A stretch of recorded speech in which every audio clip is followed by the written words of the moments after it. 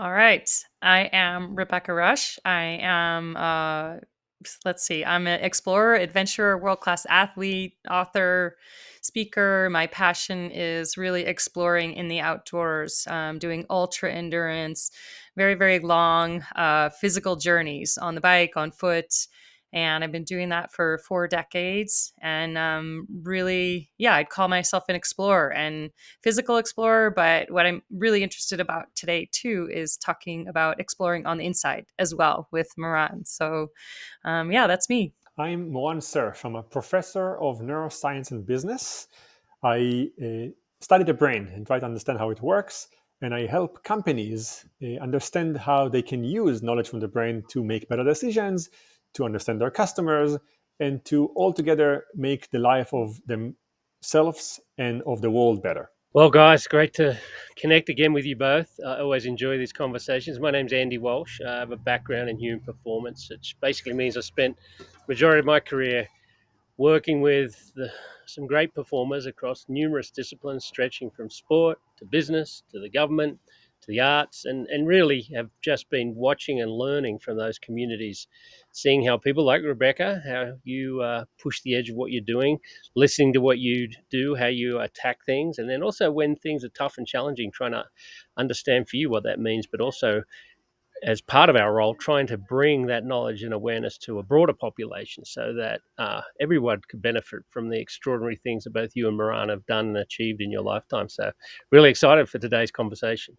I am too. And Moran, we've worked together a little bit through the Red Bull High Performance team and some of the torture sessions that Andy that Andy devised for all of us. And those studies were super interesting of which quits first, the mind or the body, and going inside the mind of an athlete. And in preparation for today, I watched a bunch of your TED Talks and saw some of the clips from those sessions where you were beating us up on the bicycle just to see what would happen. And I think it's really fascinating the way that you're using neuroscience in the study of the brain to, I mean, not only to help athletes, but to help business owners, to help people in finance, to help people in music, film. Like, I was kind of blown away how, of course, we all have a mind, we all have a brain, but you're taking that science really into the mainstream and bringing it to everyone, which is so cool. I think the world needs more of people like you. So I'm excited about the work you're doing. And I'm really excited to kind of hear some of your maybe sort of the crossroads of the work that we do, where I really train my body and you really are training the mind. And how does that intersection get the best performance out of anyone? And, I'm an athlete, but we all live in a human body as well. And so I'm motivated to encourage people, to everyone, to consider themselves an athlete because we have this one package that we have to move through the world. So having both your brain be healthy, your body be healthy for the ultimate performance as a complete human. So I did some stalking of you and watching, and it was so fun. I'm really impressed with your work. So funny that I did the same thing prior to this call. I also glanced at your brain. So I have a part of your brain on a recorded device here next to my desk from the recording we did back then, and I kind of opened and said, "Okay, let's see what's inside." So I looked at your brain waves. I looked at the things you said when we looked at your brain back then, the answers to questions. So I also did some digging, albeit the one I did reflects you in a very stressful moments and very different than the relaxed kind of conversation we have right now. Do you want to, or you or Walshe, you want to give a little background on what that kind of testing was that we did with the high performance team? Yeah, I think it's a great segue, Moran, and yeah, it was a great training block. I think for us because we weren't doing the work. Rebecca was the one suffering, so it was a lot easier on our side. But yeah, I think it's just so hard. And I mean, we with this question, brain, body, and you nailed it, Rebecca. It's a system. It's one system, and trying to delineate it, I think, is sort of the human way of trying to understand. But I think we can also lose sight of the whole program and the whole body and the whole unit as we do that. But in that particular event, we wanted to see that fundamental question is what makes you stop when you're going hard and pushing yourself right to the edge. Why do you stop? What is that signal, that one little trigger? And there's a debate in the human performance world, which is, does the body quit or does the mind quit? And you have the sort of central governor theory, which is that the brain actually controls the system so that you don't push yourself to a point where you do damage. And then you have a lot of the people in the physiology world saying, no, the muscles actually work and work and work to the point where they can no longer perform, and they send a signal back to the brain. So I don't think we actually even answered that question, but we definitely did bring a lot of great conversation around. So, Moran, why don't you tell us what you saw? And with particular attention, I'd love to see when you lifted the hood on Rebecca's brain, what really is going on in there. So you're going, let's make sure we cover that as well. So I think that the big question that struck me as interesting when we even approached this project, we kind of started to think, is the fact that we know that the brain is somehow involved in our decisions to act in when we exercise, when we lift the weights. It's not just muscles. Something happens in our brain. We know that there's a difference between playing a game at home versus somewhere else. And in theory, there shouldn't be, right? If you know how to throw, why would it matter if your mom sits in the audience and says, go Moran, or if she doesn't?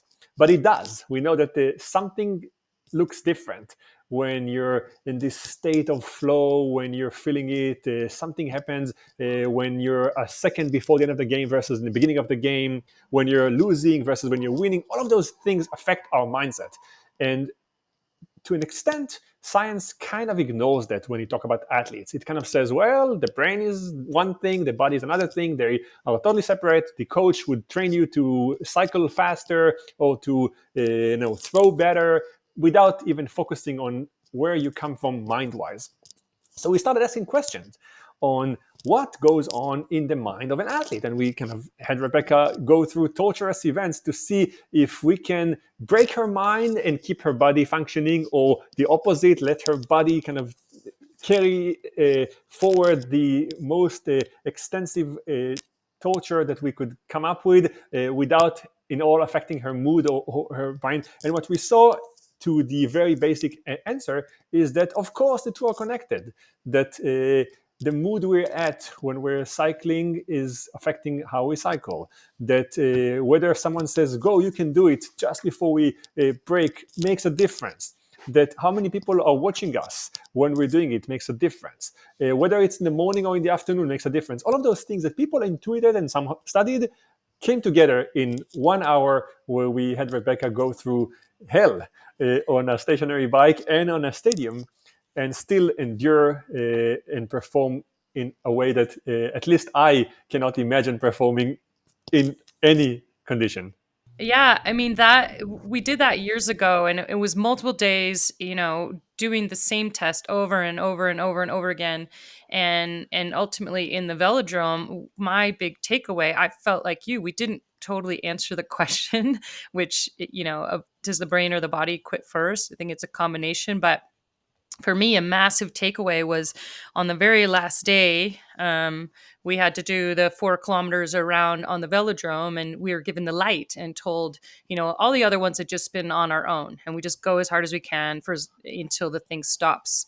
And on the very last day, after multiple days, you had us chase a light that you told us was our fastest time of the entire week. So there's a little LED light going around the velodrome. And I remember very distinctly, I'm chasing light, I'm a little ahead of the light. I'm all positive and happy. Then I fell behind the light for a lap, and I got really down on myself and was sort of like, oh, screw it. And then I was like, no, my coach was there by the side yelling, Dean. And I was like, oh, right, I can't, I'll try to minimize the loss. And I sort of got motivated again in the last half. And I ended up not beating the light, but being pretty close to it. And I was really bummed. And I was like, dang it, I'm competitive. And of course, probably everyone knows the answer to that. And my coach Dean, he's like, well, what's wrong? I'm like, I failed. I suck. And, beating myself up mentally.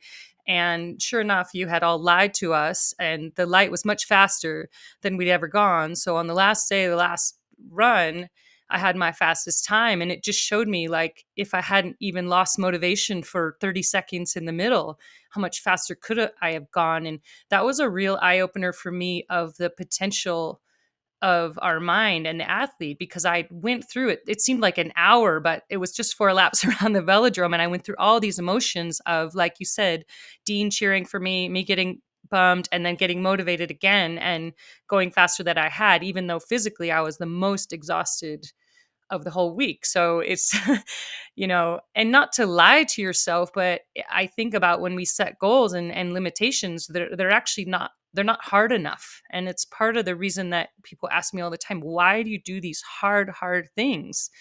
And it's because I know the limit is not reached yet. And based on that exact study that we did together, it was fascinating.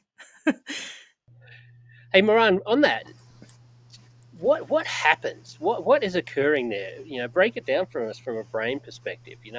I think what we did. Unfortunately, we had to lie to Rebecca on that last lap, and that was the goal of the test, to see if you didn't know that you were actually cycling faster than your best time. What would that make a difference? And so, to your point, as Rebecca showed, and we see it over and over again, the last day, the most fatigued, the most exhausted, and we see a great performance. What's going on?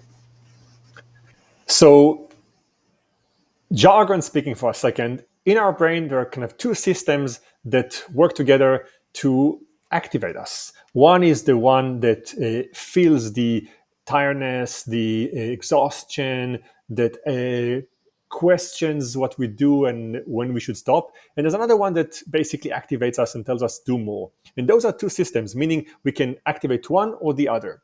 And at any given moment, one is more kind of operational than the other, and this drives our behavior. For instance, you're walking in the supermarket and you shop for things and you compare prices, and just when you get to the checkout line, there are all those kind of chewing gums right next to the end of the line, and you suddenly take 10 of them after you were so careful to choose the correct percent milk and the correct percent butter so you can keep your diet, and then you kind of give up. And that's because you used all the resources you have to control yourself in one moment, and then you let down this one system and you activate the other one, and boom, the one is impulsive and like self-control and chooses something else. You can think about it as an example that I love when dieting. A person walks in the street and he's on a diet, so he passes by this great chocolate store and he sees all those tasty chocolates, but he says, no, I'm on a diet, I'm going to continue going forward. And he goes forward, and this is another store that sells cake, and he sees all those delicious cakes. He says, no, I'm on a diet, I'm going to continue moving forward, not be tempted for that. And then he goes and he passes by the delicious croissant store and pancake store, and after he's gone through 7 stores and he said no, he gets to this 8th store, and it offers maybe this I don't know, marzipan is my favorite dessert, so I'm going to go with marzipan store. And then he says, I already said no 7 times, it's okay to say yes this 8th time. Now, the body doesn't know that you said no 7 times. From your perspective, the marzipan is the marzipan. It doesn't matter that you said no to the cake and the croissant and to the chocolates before. It's this thing. You used a lot of mental energy to stop yourself 7 times. You give up and you give in to something else. Same goes with sports. We take a lot of energy and we give a lot of energy all the time. And we say, well, I'm failing, so I might as well quit. Or I'm about to win, so I'll give it more energy. Our team loses 80 to 120 in a basketball game. There's no chance. I'm not even going to make an effort to be accurate. Our team is 100 to 100, and this throw is going to make a difference. We put all the efforts. All of those things happen in our brain. They're not fully conscious. We don't really know, but we can train for them. If we practice, if we pay attention to them, if we focus on those moments and kind of see how they affect us, we can do better. And in that sense, the learning from all of our work together is that there are ways to train each of those systems, and to even know that they exist allows you to do better in making decisions, in performing as an athlete, or even in living up to your goals as an individual who has all kinds of temptations that they try to endure. Do you practice it by failing over and over again and getting back up off the bicycle or getting back up off the ground? Is that the practice? They do say that high achieving people have lots more failures than wins. The wins are celebrated, but is that the practice of just keep putting yourself in hard situations and getting through them? I would say that there are a few. One of them is failing. I think Yeah. that I once met the US poet laureate, and I asked him, how did you become such a good poet? And he said, well, I wrote 1,000 songs that were terrible when I was a teenager, and that is the number you have to kick out of your system before you start writing good ones. So athletes probably failed a lot and accepted the failure and kept doing it, whereas others just stopped after the 10th failure and said, I'm not going to be that, and that's it. So one thing is to fail.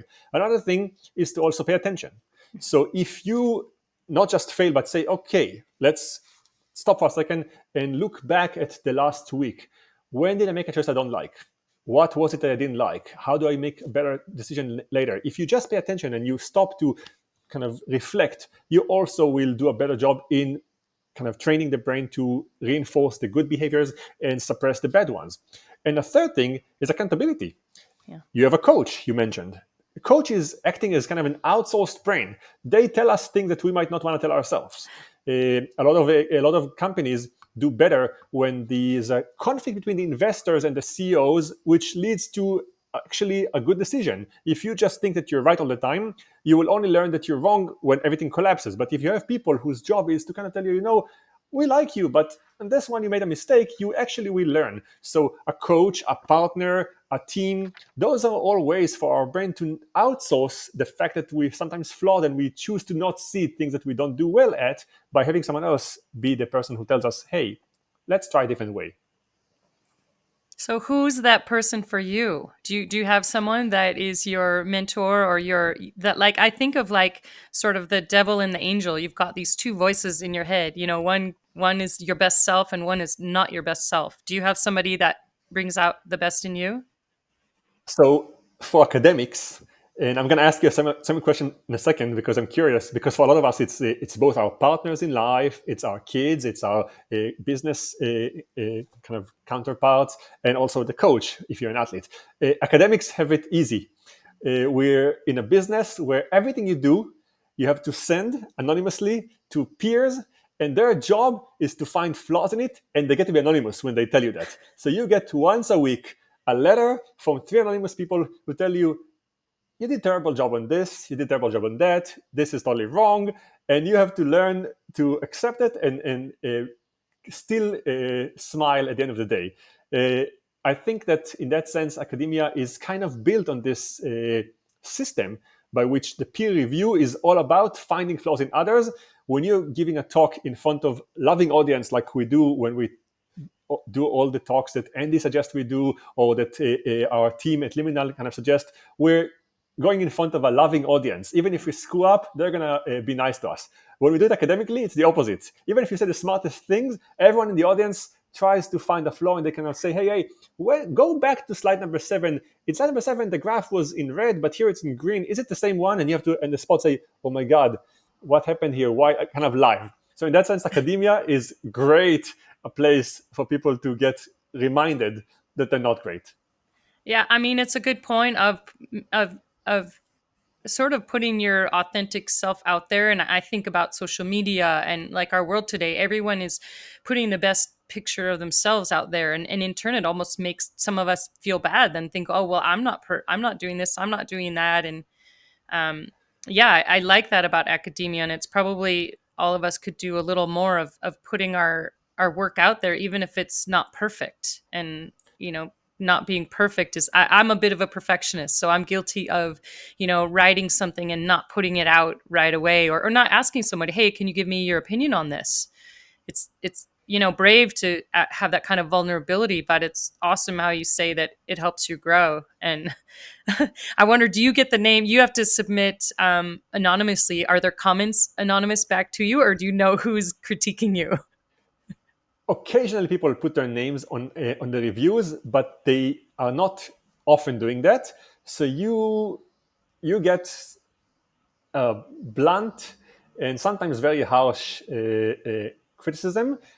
I think that if you remind yourself, and I think that is maybe the message to a lot of people who view us right now, if you remind yourself that the point of the system isn't to just attack you, but to use this kind of confrontation to come up with something better, Yeah. then in a way you can stomach that. And I guess for all of us, what we glossed over that is relevant for you, and I'm curious what you will say to that, the choice of who you listen to is critical, right? If you listen to anyone on Twitter who criticizes you, you will have really bad days frequently. But if you say, okay, Twitter is Twitter, the people I care about are my coach, my husband, my wife, my kids, those people I work with, you kind of create an environment that's safe, that Yeah. is open for criticism, but at the same time also isn't about just hurting you, but actually about finding ways to give you feedback that allows you to get better. So when you chose a coach,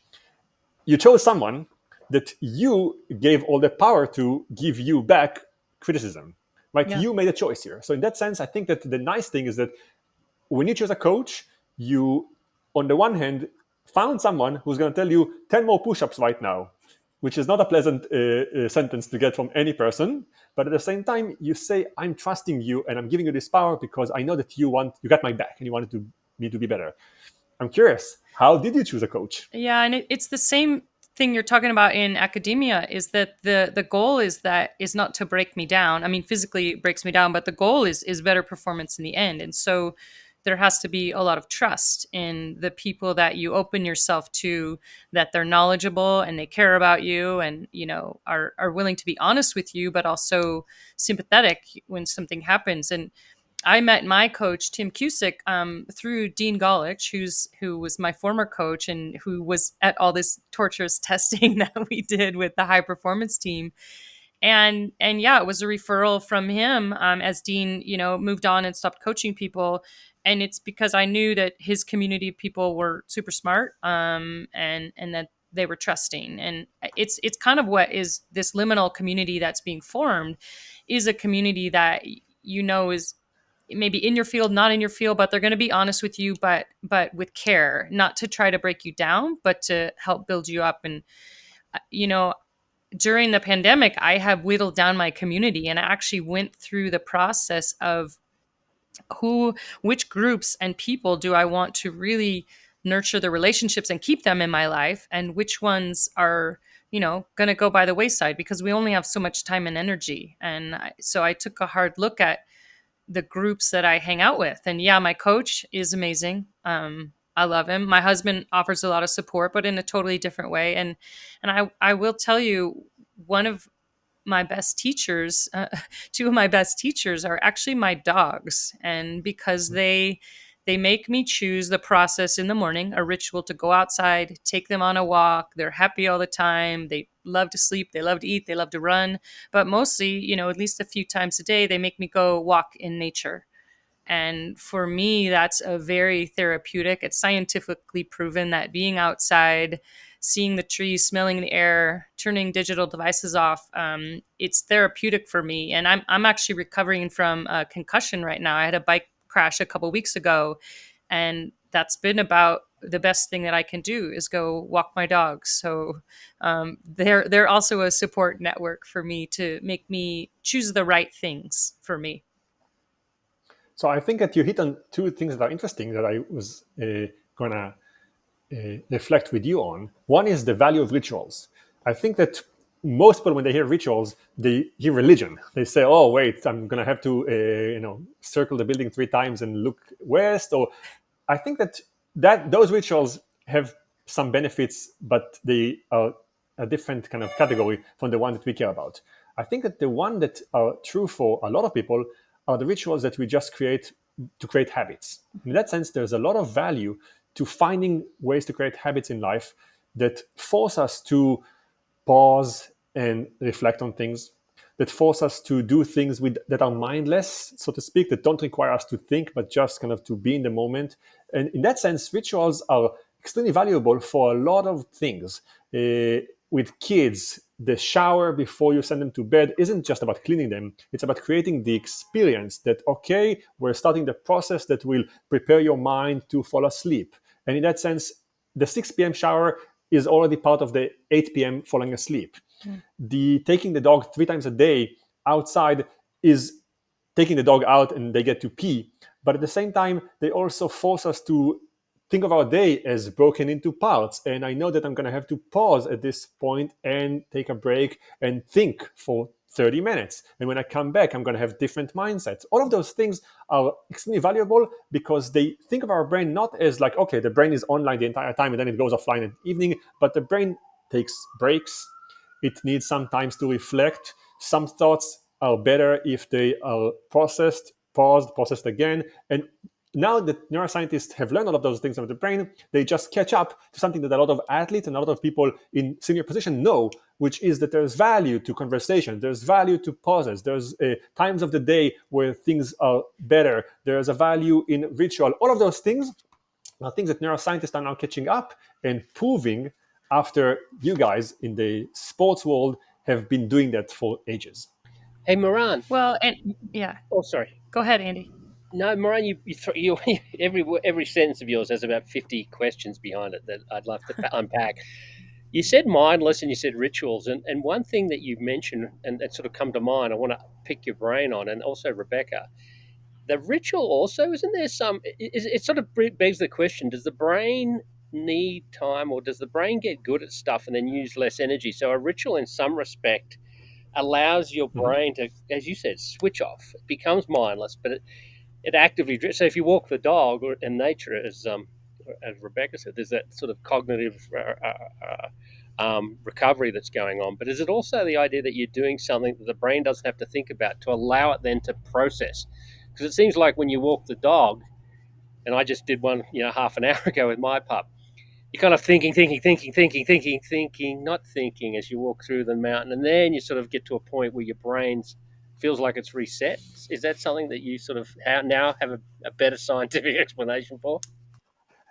Yes, so we know a lot about how the brain basically moves information from one component, from one module to another. And we know that upon learning skills, especially motor skills, the first part is actually learning it like any information. You have to put attention to it.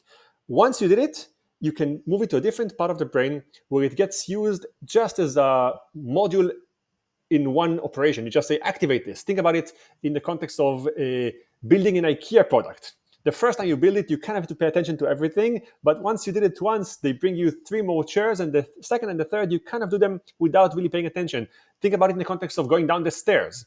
At some point in your life, as a baby, you had to learn how to go down the stairs. And then it was really effortful. You had to kind of put the attention to move the right leg and the left leg and the control of how much pressure to put. And then you learn, and now you just do it naturally by just giving the order, go down the stairs, and it happens. In fact, if we tell you, hey, Andy, when you go down the stairs next time, pay attention, you will have a hard time. Suddenly you have to stop and say, wait, like, how much pressure am I putting? One of the tricks I give a lot of my students when they play tennis against a good player and they're failing is to compliment the other player on their serve. Tell them, oh my God, you have an amazing serve. How do you do that? You then force their brain to pay attention to something that they probably became really good at without paying attention to. And then once they pay attention, they start failing because we're really good in just turning on this module and letting it go without paying attention. And if you force it to go back to where you have to carefully look at all the moments, it's going to become much harder and it requires different skills that we might lose. I could see that's a good sports strategy for your opponent to just ask them, so how are you doing that? And just distract them from it. And then you pass them and go on in front. What's your cycling skill and how do you make the turn so well and how do you move your body when you kind of Right. taking a big circle? All of those things suddenly make them aware of something that they became perfect at and were able to do without thinking. Oh, that's awesome. And we even know some things about it. We know how long it takes. So if you went into the kind of details of how the brain works, we know how many repetitions does it take, about 8, for the brain to actually take a property that you repeat and make it into an automatic operation. So 8 stairs is the amount of stairs you have to take before you kind of shift to, okay, I'm going down the stairs, I don't need to pay attention anymore and I can move elsewhere. How many times you have to drive the car from location 1 to location 2, again 8, before the drive becomes intuitive and you don't really pay attention anymore. You kind of blink and you make turns without really noticing, and suddenly you left home and you're in the office without noticing anything that happened in between. We know that if you want to break those things, you need to make an effort. So if you want to pay attention to the road between work and home, you need to break the route and intentionally make a left turn where you normally make a right turn, so your brain will now be aware of the route and actually start seeing the beautiful sunlight or the trees, because otherwise you will miss the entire travel. All of those things are basically forcing our brain to move from module 1 to module 2, which the brain tries to not do. It tries to automate things and make it easier for us to focus on other things while things get processed automatically. And if we want to pay attention, we need to actively move things back. So that's the theory of a beginner's mind, of trying new things all the time, is not just to get frustrated, but to actually expand. But I love that you said 8 times, because that's motivating. To, if you really suck at something and you're like, I can't do this, I'm no good at it. 8 times doesn't seem that many to like try to get a little bit better and see a breakthrough. Can the brain become full? Is there a limit? Can we learn? Can we just keep learning and learning and learning forever, or does it have to get rid of something? That's a question I always have for you neuroscientists. So that's a great question that a lot of people have been asking. In theory, it's a matter, so there must be a capacity. However, the short answer is that we seemingly are not even close to reaching this capacity. The brain finds room for so much more, and it's not at the expense of something else. The study that I love quoting that speaks to that is one where they focused on just one component of the brain to see if there's capacity to that component, and that was memory. They said, okay, let's see if there's a limit to memory. And even within memory, there are many types of memories. They went for the easiest memory. It's called the recognition memory. That's the memory where you see maybe 10 pictures, a house, a mouse, a cat, a tree, an Apple computer, and the Big Ben in London. And then they send you back home. You come back the day after, and they show you now 20 pictures. And 10 of them are the ones that you've seen the day before, 10 are new, and they just ask you, we're going to show you a picture, tell us if you've seen it before, yes or no. So it's the easiest. You don't have to recall anything, you just have to recognize. You just have to say, yeah, I've seen it before. Pretty easy. You see 10 things, you go back home, you come the day after, you see 20, and you have to say, I've seen it, I've not seen it. That's it. So, okay, 10 is pretty easy. I show you 10 items, I send you home, I show you now 20, 10 of which you've seen before. People usually get 100%. Doesn't matter how old they are. It doesn't matter how much focus they had put to this task. It's pretty easy to remember 10 things you've seen before. So the experimenter in this particular study went from 10 to 20, double the amount. You see 20 things, you leave, you come back, you see 40 things, you have to recognize 20 that you've seen before. People are still at about 100%. So, okay, they said, let's go to 50. People went home. Now they see 50 items, 50 pictures. You leave, you come back, you see 100 pictures, of which 50 you've seen before, and you have to recognize them. And still people are at about 100%. I'll skip quickly to the numbers that they went from 100, 150, 200, 250, 500, 1,000, 10,000. 10,000 is you see in one day for about hours of time. You just see pictures, and then you come back and you see 20,000 pictures. And people are still in extremely high accuracy when it comes to 20,000. The only thing that they fail is when they just kind of fall asleep because it's so boring to just look at pictures for a while. But in a way, they went from 10 to 10,000. That's 2, 3, 4 orders of magnitude. And people are still not getting anywhere near a failure when it comes to saying, yes, I've seen this picture before, or no, I have not. So at least on that small test of one module of our brain, recognition memory, it seems like we can just take more and more and more and have no limit. Oh, it's so cool. So on that, Moran, I watched one talk with you where you listed the 5 things, just 5 things that are the best things for your brain to be happy and functioning, and for you to feel happy. And it was only 5 things, and exercise was one of them. Yeah. And 2 that really interest me, obviously, well, why don't you say all 5 of them? But then I'd love to hone in on a couple: exercise and sleep, because I think those are sort of in my wheelhouse right now. But 5 things to make our brain happy. That's easy, right? Wonderful. That's such a good kind of take-home message for everyone who watches us, because it's so tangible and easy. So yeah, so in a 1-minute introduction, people are interested in happiness. That's one of the things that everyone says they want. Yet, if you ask them what will make you happy, most people are wrong. If you ask them to kind of put a note on the things that they wish they had so they could be happy, many people put more money. Some of them say, if I only get married or have kids. Those who have kids say, when the kids leave home, that's when I'm going to be happy. So people have wrong models of happiness. And it was interesting to scientists because money was particularly something that is tangible and measurable, quantitative, yet people who have a lot of money don't seem to be happier than those who have less. In fact, there's one study I really like that shows that people who say that they win the lottery and they are going to be happy are not. But not only are they not happier when they win the lottery, their neighbors become unhappy. So it's actually propagating to everyone else around you. When you win the lottery, your neighbors become unhappy because they think you're happy, but you're not, but they also become unhappy. So it leads to unhappiness in the entire village. So that's really bad, making money. So what does? Scientists have studied that in many ways, but they kind of converge to top things that lead to happiness, and we rank them quickly from the fifth to the first. Number 5 is volunteering.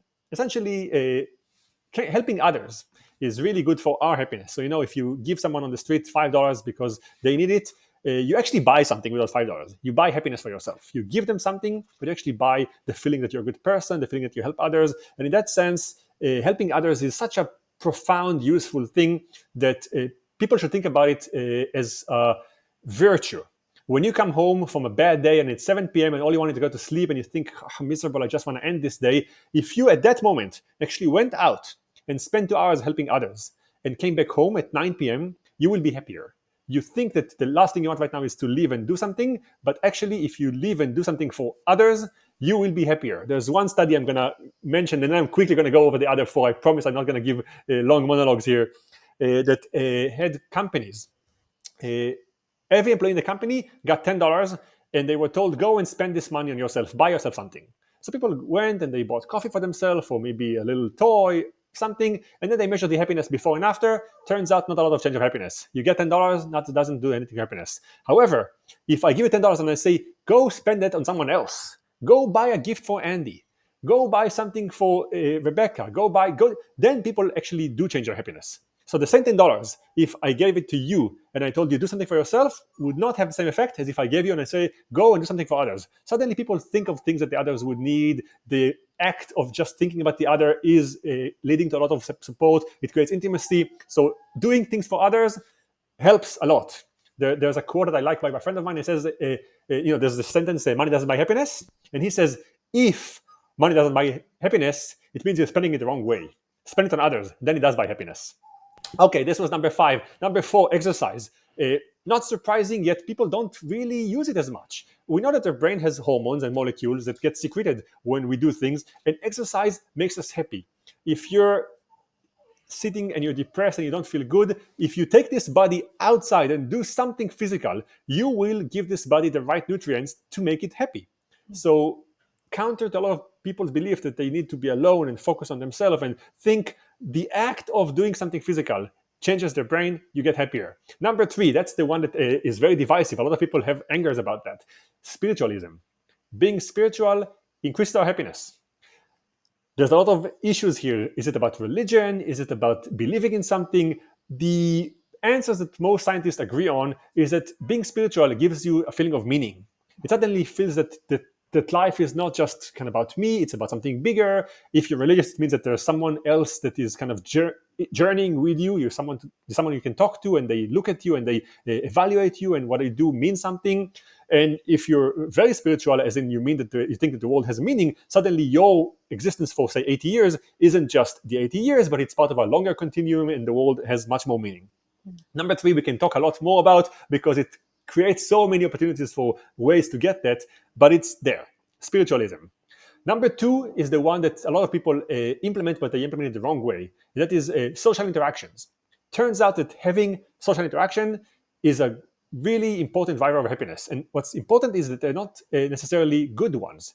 Any social interactions. You just need to have other people. So a year like the year we had before, where people were at home by themselves, was really bad for happiness because it is a brain's need to have some communication.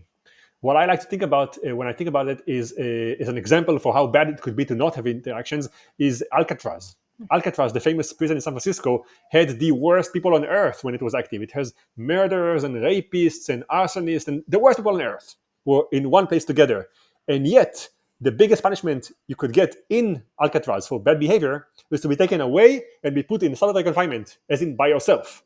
So they take you away from the worst people on earth, they put you alone, and it's the worst punishment because it's now you and your brain without any interaction. The brain needs interaction. Even if I talk to you and you say nothing back to me, I need to see the world from your perspective. I need to find different language for you to understand. I have to maybe repeat myself if I don't do a good job. All of those experiences make us see the world differently, and the brain loves that. It allows us to process things differently. Okay, number one, by far, on top of all of those, like you said, is sleep. It turns out that sleep really drives our happiness. And it's correlational, as in we don't know if people that are happy sleep better, people that sleep better are happy. We don't know what drives what. But what we know is that people who sleep well are happier. And I will immediately diffuse one problem that some of the people who watch us right now might have, which is new parents shouldn't worry. It's not about the amount of hours. As in, if you have a toddler right now that's crying in the other room and you say, oh no, I'm doomed for the next 2 years, it's actually about the quality of sleep. So if you fall asleep, which new parents often do, and collapse and wake up after a few hours and you got to rest, you got to deep sleep, you actually are better. So it's not about the 8 hours, it's about the even 4 hours that are good, that you actually get to deep sleep. And in that sense, people who sleep 10 hours but wake up with a crappy mood are in bad shape, and people who sleep 5 hours but wake up alert are in great shape. And what we know is that having good sleep makes everything else better. As in this list of things that are good and bad, one of the things that people listed as the worst experience of their life is getting a root canal. Don't know why, but it has really bad rep. So root canals are one of those things that people hate. But they said that if you have a root canal after you had a really good sleep, the root canal feels a little better. It scores 1 point higher in like happiness. So even root canals could be better if you do it in the morning after you were rested. To wrap all of that, I would say that out of 5 things, we had 2 that have to do with the body: sleep and exercise. Those are things that are not mental. You don't have to think about them. You don't have to, kind of bring other people to the room so you can talk to them. You don't have to believe in anything. You just have to do things to your body. And in that sense, being an athlete, caring about your body, knowing that things that are in our environment are affecting our thinking is something that everyone can do. Mm-hmm. And in that sense, I think athletes are giving us a clue to how to do it right because they focus on it. They spend time thinking about their body, when they exercise, how to maintain this regimen of exercise, how to sleep well, how all of those things affect each other. And I think that a lot of people could learn from athletes how to improve their happiness, regardless of whether they want to be an Olympian runner, a cyclist that kind of wins awards, if they just want to get a better life. I mean, I love it so much because like you said, the 2 things, we can control that. We can work on our sleep and we can go outside and exercise. And it's why, like I said at the beginning, I would love for everyone to consider themselves an athlete, because if you exercise, you sleep better. If you sleep better, you want to exercise because you have more energy. So they're actually quite tied together and easy things that everyone has access to. And the cool thing is it's addictive. Yeah. Like if you do it, you want to do it more. So it's a win-win. You start, you say, okay, today I don't want to do it, but I'll do one. And before long, you say, today I really want to do it. Like it's been 7 hours, I didn't go outside today. You suddenly it becomes part of your habit. And so this is a win-win. Like one of those few things in life that you do and your body wants to do more of that, and it's helpful. Counter to eating chocolate cakes or croissants. It's that ritual that you talk about as well. And, I've gotten kind of obsessive tracking my sleep, which is where science is catching up with, things that we know, and been watching my sleep. And, I've always been a good sleeper, but looking at, like you said, to the quality since my concussion and my bike crash, I'm in bed, I'm sleeping a long time, 9 and 10 hours, but the amount of deep sleep and REM sleep is quite small and it's sporadic and all over the place. So I know I'm not recovering in the way that I should. And it's quite an interesting metric. So like you said, you can be in bed 10 hours, but not necessarily be getting good sleep. So that's I been want to take you something I've been somewhere studying. else. What's that? I want to drag you into a different dimension that I'm curious about. Okay. How did you start? So one question that scientists asked is themselves, and our study was trying to get at that as well, is are you born with the brain that will endure pain and will continue or do you get trained for that? And in that sense, kids are interesting to me. Like, what makes a 5-year-old kid not quit when they are not doing well? What makes a kid who was the slowest in the class when they ran the 100 meters in sports in gym classes suddenly at age 18, when they become stronger, want to do that. At some point, there is a moment when a person who is getting very little feedback from the world stands out. Mhm. You are one of those kids. Tell me the 5-year-old Rebecca story of when did you say, that's something I'm going to be professional at, and I'm going to do something that is seemingly out of the ordinary as a child?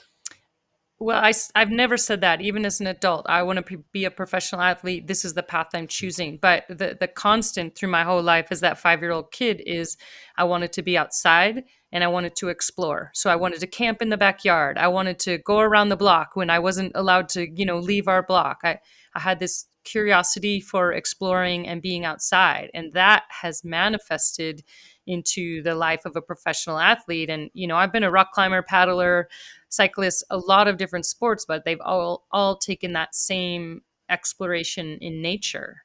And so I we are born, I think, with the innate curiosity or things that we're drawn to. Um, but to your point, yes, we can hone the skills, of course, because I can go do the Iditarod in winter and be 6 days self-supported in minus 40-degree temperatures because I've learned that skill and I have the confidence and I know I can do it. I've practiced for it. But the first time doing that, I went in with a lifelong, athlete experience. So I think it's both listening to what's innately you're born with, what you're excited about, and you probably tell this to your business, the people that you coach in business, what excites you, and then honing the skills to be able to execute that thing that excites you. I feel like that's the magic career choice if you can combine those things of who you were at 5 years old, because we're born in one way, and to try to veer from that, I think is challenging. Does So neuroscience support that? we know very little on kids generally, Yeah. neuroscience wise, and we're kind of interested in that right now. In one of the things we wanted to do with the data that we got from you is to take you guys' brain. So we studied your brain and other athletes, and we said, let's see if we can take non-athletes and look at their brains and see if there's differences. There were, like, we could see that when you were at the peak performance and you're about to break, you still showed the balance between the two systems, if you want, in a more controlled way than the normative subjects that we just collected from university, that immediately, as soon as they felt bad, they stopped. So Mhm. there was a little less tension there.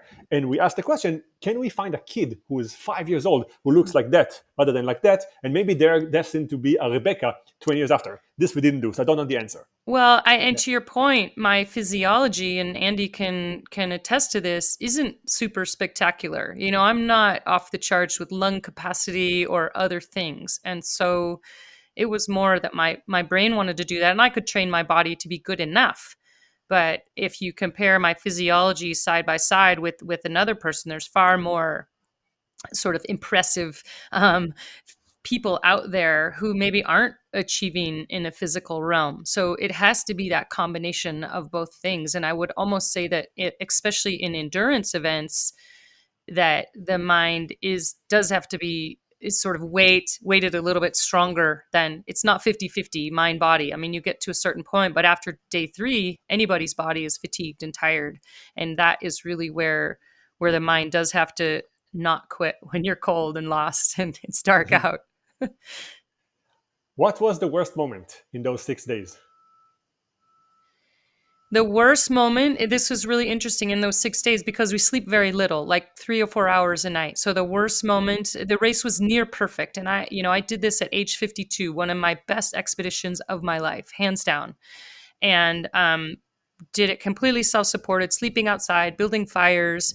And the worst moment was on day 5. I'm nearing the end. There's a snowstorm coming, but the trail's in really good condition. It's at night, and I couldn't stay awake. I was sleep deprived and running into trees with my bike, falling off my bike, doing everything I could, putting snow on my face, singing to try to stay awake. And I could no longer I couldn't override that sensation. So I needed to take a nap for a couple hours. And when I woke up, the storm had hit and the trail was completely covered. And it meant I was walking, for the next day. And so I added 12 hours onto the event. But I was so frustrated that I couldn't keep myself awake. I think you did a good service to your brain Well, in I doing had that to stop. little Yeah, test. and that's where the body is saying this isn't safe, and you're going to hurt yourself, and it'll be far worse than having to walk your bike and taking longer to finish. That you have to sleep. And that was a pretty extreme moment, but yeah, I had to go to sleep. Let me take you in a different direction. Another, I'm kind of jumping all over the place, but I'm using this opportunity to ask the question that I wanted to ask always, and now you're a captive audience for me. Do you have in your mind a particular person who is your competitor? I used to imagine my other, because I train alone a lot, and I used to imagine the other people that I'm riding against. I picture their face, I picture what they're doing, and I push it a little harder alone by myself. Or to your point, I would picture my coach if I didn't do the workout being like, well, why didn't you do the workout? So I have used that tool as accountability. Now for me, I am more internal, and I'm more want to be my best version, and I know that if I'm my best version, I'm happy. I'm no longer racing another person, and that's been a shift. It's not to say I'm not competitive. If somebody's right there next to me, I'm going to go for it, but the performance is much more internal now than having a person's face to motivate me. So we should go back to this dot that we circle with, that is the you faster version that you have to chase up. That's going to motivate you. Exactly. I'm motivated by increasing my performance and doing better myself and bringing in techniques that I beat my own time. Absolutely. Another question I have that's also interesting to a lot of people when they study the brain is, do you think that your characteristics as an athlete carry over to other domains? I'll give you a concrete example. There's a question that a lot of neuroscientists ask, which is, are risk-taking people risk-taking across the board, or they're totally risk averse in one domain and risk taking in another one? So I don't know, they bungee jump every morning, but they would never put their money in stocks. They put everything in like the safest investment. Do you think that your characteristics carry over, as in you're competitive in all domains, you're working hard on all domains, or there's some things you say, I'm an athlete. This is where I put all the energy, and everything else, I'm going to be disorganized. I don't care. I'm not going to be a risk taker. I'm going to not care as much about winning and so on in other domains. God, that's a super good question. I would say the practices that I do as an athlete, they do come across into my whole life. It's hard to separate myself, and so yeah, I'm competitive, in my business, and I like to take care of my lawn and stuff like that. So my personality does come across, and I do feel like sport is one really great place where we can practice doing hard things. We can practice failing. We can practice the discipline, motivation. We can practice all those tools that then we're going to have to take to a life situation in an unplanned, uncomfortable situation. So training as an athlete, being uncomfortable a little more often actually builds a skill set for off the bike or out of your athletic system. But to your point, when I go do a race, I control the equipment, I plan everything, every piece of clothing, everything I take is meticulously organized, but yet my desk is a total mess. And I don't necessarily like it, but it's not where I choose to put the time. And so part of it is where you want to put your attention and where you want your best self to shine. I'd love for my desk to be clean, but that would be at the expense of cleaning my bikes or taking or going out with my dogs or doing yoga or strength training. So I think, like you said, we have those two people in our head, and in some areas of our life, we shine, and then some areas we just decide, it's not that important for me to do that. But yeah, I'm the same person. Andy can probably attest to that I'm still quite competitive, but more with myself than I am with other people. I think the big change is now building a network and a community like this conversation of just learning more and how cool it is, as athlete in my 50s to be developing new tools for performance like breathing and sleeping and mindfulness and, different visualization practices that I never had when I was 5 years old or 10 years old or 30 years old. I'm still carrying over with questions all over the place. Tell me if Please you want me to focus keep on. it. No, it's fun. Another domain that's interesting to me is gender. you say you say you're 50, so I don't know what when did you start, but do you feel that there's a change in how athletes, female, male athletes compete, in what opportunities you had when you were younger versus when you're 50? Kind of, is the gender aspect of athletes changing, and has changed and should change?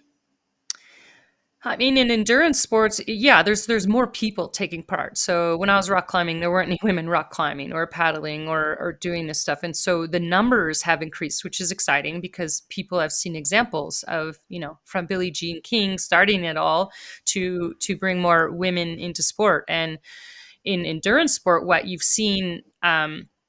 always seen this, is that the longer the event gets in ultra endurance, there's far less difference. The longer it gets, the less the gap between performance for men and women, and that's always been the case, and that's really exciting. I think for me, what I really appreciate as a mature athlete is the experience.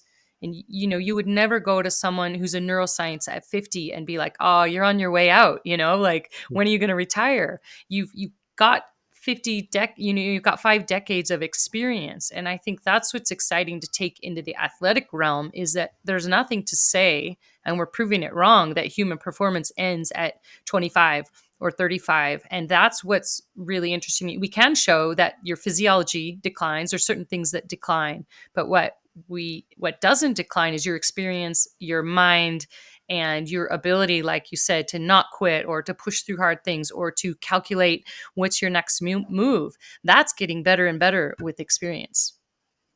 So if you had access to your 10-year-old self starting her career as an athlete, what would be the advice you would give her? Um, I think the biggest advice for her is to be more confident. And this is young girls especially, and all of us are quite hard on ourselves. Most of us are our own worst enemy, and I was subject to that too, thinking, oh, I suck, I'm not good at that, I'm not good enough for this or that. And part of that made me work harder, because I didn't think I was any good at anything. But honestly, imagining if I had the confidence to not quit something or to keep going, who knows what ability I would have right now. And I think I would say that to anyone, but especially to young girls or teenagers, young boys too, is that we haven't yet developed our confidence. And so it's so important to have a community, like a cross country running team, or a place and that's where I found sport, was a cross country running. And I had a community built right in there of people to hang out with, who supported me, a coach, and some discipline and mentorship, and develop confidence from it. So if anyone listening here has children or is young, get them into sports at a young age, because I really do feel like it's the best sort of training for life that anyone can engage in at that age. Brilliant. What's your I sport, know it crossed the Moran? one What do hour, you? Andy. I don't know if you took it, if I took over your questioning. So tell I me love it. if What's your sport? That's the one question I want to ask you. If you're going to go out and exercise, what is your chosen flow tool to get into that state of feeling good with exercise? so I do, kind of like you said, I do the fun ones all the time. Like, I go skiing when I can go skiing. I do all of those kind of sporadically, but they don't count because they are not repetitive. I go every day to the gym in the morning to force me to move, and I always bring one person with me.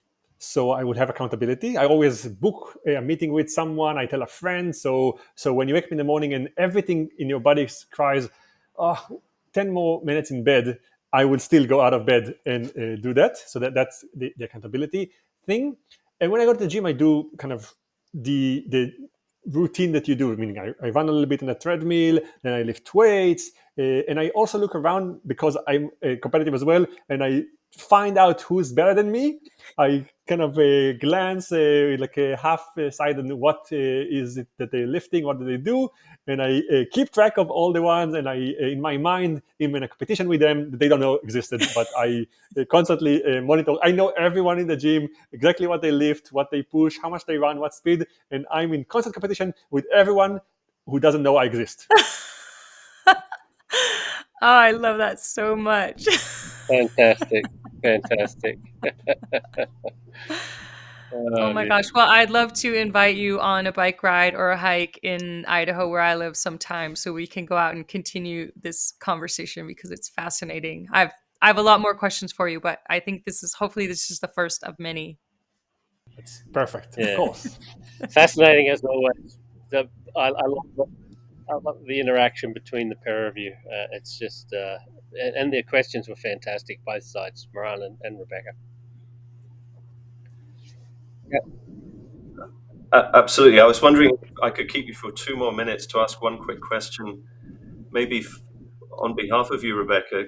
I was wanting to know how you experienced your accident and maybe perhaps step by step what you did to, kind of your mindset, how you did to recover yourself because you were on your own Yeah, at the I'll time, give if I a understand brief correctly, overview and of the maybe crash. It was reflect on on that. November 11th, so it was Veterans Day. I was doing a 250-mile ride in Arizona by myself, and I was sleeping at night, but bike packing is what they call it. So I was self-supported, and I was on day 3 of this ride, and just had on a really easy section of trail, going pretty fast, probably about 12 or 15 miles an hour, and I just hit my handlebar on a rock, and that sent me flying off a little 10-foot cliff.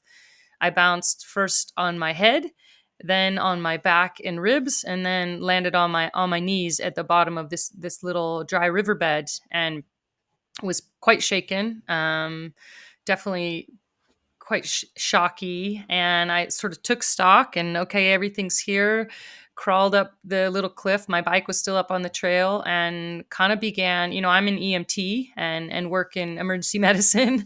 So I sort of did a little self-assessment. I took a selfie of my face and looked at it, and I could see now, there was raccooning under my eyes, so there were dark, I definitely hit my head really hard enough to break my helmet. And so I looked at the picture.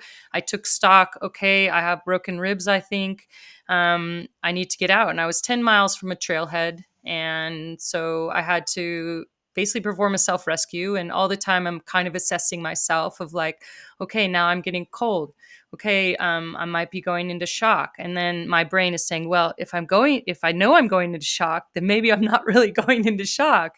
But I was evaluating, what might happen next if I had a punctured lung or a more serious brain injury. And so I walked and slowly rode myself out. Um, and it was pretty scary, but I had a satellite emergency device that didn't use because it would have taken longer for someone to get to me than to get myself to the trailhead. And then a friend picked me up, and that was 2.5 weeks ago. And the process has been quite interesting. I haven't had a concussion before, and so I'm tracking my sleep. It's still quite disruptive. Spending much time on thinking much or on computers makes me really tired. So I'm tracking this sort of recovery in hopes of telling the story for other people, because there's really no information, or I'm having trouble finding much information on recovery from a concussion, and other than, oh, just wait. And so it's probably a longer discussion with you, Moran, but it's been sort of an interesting self-study, and I do want to document it for other people so that people maybe can go through this process with a lot less questions than I have right now. But it's amazing that we know how to recover the body, but we really don't know how to recover the mind very well. And so, I mean, Moran, while I have you, if you have any suggestions, I mean, I've gotten some nutritional advice, obviously trying to sleep and relax and do yoga and stay off screens and walk my dogs. But there's no way to know my progress really, other than looking at my sleep and seeing when it might normalize. So I think we should dedicate an entire hour just for that, because it's such an important topic, and there's so much to say, and it's so individualized. I think that what we're tapping into with your story and with this question already is that we have very weak uh, ability to assess the brain. Mm-hmm. We know how to evaluate heart rate. We have measures for that. We know how to put skin conductance devices that measure skin conductance, respiration. We have very little ability to actually say something that quantifies how your brain does generally Yeah. for every person. And it's strange in itself, right, that we don't have the tool to measure the brain. It's even, when you drive, we can stop you and we can have you whistle into a device, and it tells us exactly how much alcohol you have in your blood. Yeah. What's the parallel in the brain? What is the parallel that can tell us you're tired right now? Right, like we know you can say I'm tired, but we don't know right now how to scan your brain and say you should go to sleep right now because you're too tired to drive. Yeah. This we don't have anything. Like anyone can drive as tired as they want, and we can't stop them and say no, your brain is not ready, because we never spend time developing the tools to evaluate the brain. So when you evaluate concussion, essentially all people do is monitor behavior. They say, well, I didn't sleep well, I have a headache, and so on, and that is helpful, but it's not enough. Like what we want to do is be able to look at your brain right now and say, Rebecca, your memory is not as good as it used to be before, and we should focus on training your memory right now. Mm-hmm. Or your concentration is not as much, or your ability to hold a thought, for all of those things could be part of concussion that we right now just gloss over, and we rely on you telling us. Yeah. So there are ways to do that. There are experiments and tests that we can do that answer all of those questions. And I think it will be useful to dedicate time between the two of us and people who listen to it to evaluate it, because concussion is prevalent. Everyone who played sport, contact sport particularly, have had concussions. Yeah. A lot of people have fallen and as kids, and they had concussion, they don't even know it, because they stood up afterwards and they managed to move on with their life. So they don't even know they have concussion, and they might learn that only later in life when something doesn't work. So in that sense, I think we should spend time explaining both how to evaluate that, what it means, how to recover, and what are the things that you should be kind of alert for, or kind of monitor on yourself to know if you're doing the right things and if you're feeling progress. I think we kind of glossed over them as a teaser, but this will be a cliffhanger for a time that I think we should spend just on that. I think it will be really helpful and valuable. I would love that. And I agree with you. It's very prevalent, much more than people talk about or document. Probably all of us as little kids have fallen on our heads and at one point. But yeah, you get up and you can't see. There's no blood. There's nothing broken that you can see. And so it's hard to know. But I would look forward to that conversation. That would be amazing. I wrote down a note to prepare for that. Okay, so we can look at all the new data, so we can actually have the most kind of relevant current knowledge on that. That would be fantastic. Thank you, Moran. This was amazing. And Liminal Collective, thank you for making this happen. I love these conversations. They're so enlightening.